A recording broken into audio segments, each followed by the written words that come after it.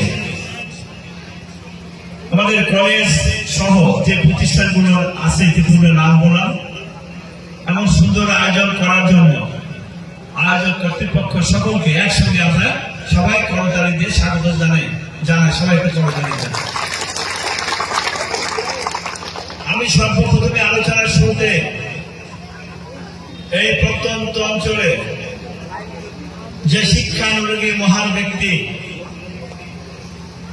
যার নেতৃত্বে কলেজ প্রতিষ্ঠা যিনি করেছিলেন, তিনি ভেবেছিলেন এই নিয়ামতপুরের বরন্দা অঞ্চলের প্রথম কলেজ, সে মরহুম আলহাজ সিদ্দিক হোসেন সাহেবের রুহের মাগফিরাত কামনা করি, মহান আল্লাহর দরবারে প্রার্থনা করি আল্লাহ পাক তাকে যেন জান্নাতের উঁচু মাকাম দান করেন। সবাই বলেন আমিন।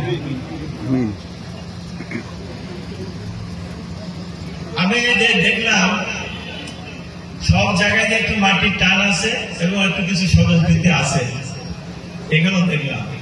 আমাদের উপস্থাপক আমার প্রভাষক এমদাদ সাহেব বাড়ি মান্দা, আমার প্রিন্সিপাল সাহেব ওনার বাড়িও মান্দা, আমার ওয়াইফের বাথুর স্ত্রী বাথুর বাড়িও মান্দা।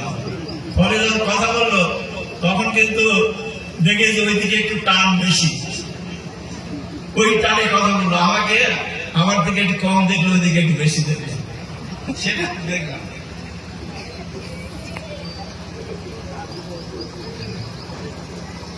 আমরা আমার ভাই জাকির হোসেন সাহেবের বক্তব্য কিন্তু ওইরকম বলছে, আমার শালা একই রকম বক্তব্য দিয়েছে, ওইদিকে টান বেশি, কারণ বন হয়, বুঝলাম বনের টানে এইভাবে বললো। যাই হোক, আমাকে গত কালকে বলছে যে জাকির কিছু বলেছে নাকি, আমার স্ত্রী বলছে, আমি যে না তো কিছু বলেনি, আমি কিছু বলেনি। তুমি বললো যে না বলেছে কিছু, তুমি বলবে না।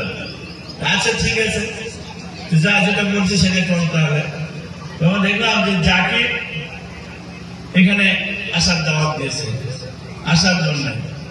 আমি যদি চিন্তা করলাম দাওয়াত দিয়েছে জাকির আসার জন্য, আমার অসুবিধাটা তো তার ভাই জাকির বুঝবে না।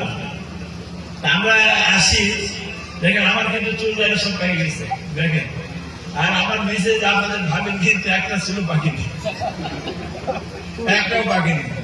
যদি কাগজ কেউ জিজ্ঞেস করে সাথে কে, তাহলে আমি ভুল বসতে বলতে পারে, নাতিরও বলতে পারে, আমার মনে দ্বিতীয় বিয়ে করতে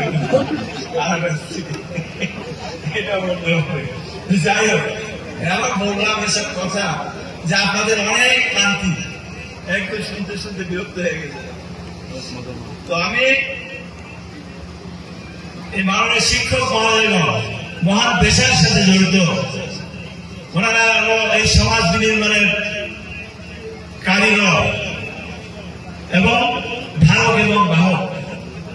আমি চাই যে ওনারা ওনাদের নেতৃত্বে, ওনাদের মাধ্যমে আজকে আমাদের এই সমাজ থেকে শিক্ষার মান উন্নয়ন থেকে শুরু করে সবকিছুতে আমাদের সমাজ যেন এগিয়ে যায়, এটি আমি চাই। সংক্ষেপে নিয়েছি আমার প্রিয় ছাত্রবৃন্দ এবং ছাত্রীবৃন্দ, তাদের জন্য আমি রাখলাম অফুরন্ত দোয়া। এসব আমাদের এখানকার এই ছাত্র ছাত্রীবৃন্দ তারা যেন মহাত্মা গান্ধীর মতো জীবন অনুসরণ করতে পারে, তাদের জন্য দোয়া করলাম। যেন নেলসন ম্যান্ডেলার মতো তারা যেন নীতিবান মানুষ তৈরি হতে পারে। আমি তাদের জন্য দোয়া করলাম। জর্জ ওয়াশিংটনের মতো আমেরিকার প্রেসিডেন্ট হয়েও যিনি শ্রমিকের সঙ্গে কাঠখণ্ড ঠেলে নিয়ে যে আনায় দিয়েছে, আমি তাদের জন্য দোয়া করলাম। আব্রাহাম লিঙ্কনের মতো যিনি গণতন্ত্রকে প্রাতিষ্ঠানিক রূপ দিয়েছিলেন এবং উনি প্রেসিডেন্ট হওয়ার পরে একটা সাধারণ ঘরে কর্মকারের ঘরের সন্তান ছিলেন, প্রেসিডেন্ট হওয়ার পরে পৃথিবী থেকে দাস প্রথার উচ্ছেদের প্রথম কারিগর তিনি, মানুষ যে বেচা কিনে বন্ধ করে দিয়েছিলেন। আমি দোয়া করি তাদের জন্য, তারা যেন নজরুল ইসলাম সাহেব, কাজী নজরুল ইসলাম সাহেব হতে পারে, কবি জসীমউদ্দিনের মতো হতে পারে, তারা যেন শহীদ রাষ্ট্রপতি জিয়াউর রহমান যিনি এই বাংলাদেশের প্রত্যন্ত হেঁটে হেঁটে এই মানুষের খোঁজ খবর নিতেন, এরকম চরিত্রের যেন মানুষ তারা হতে পারে।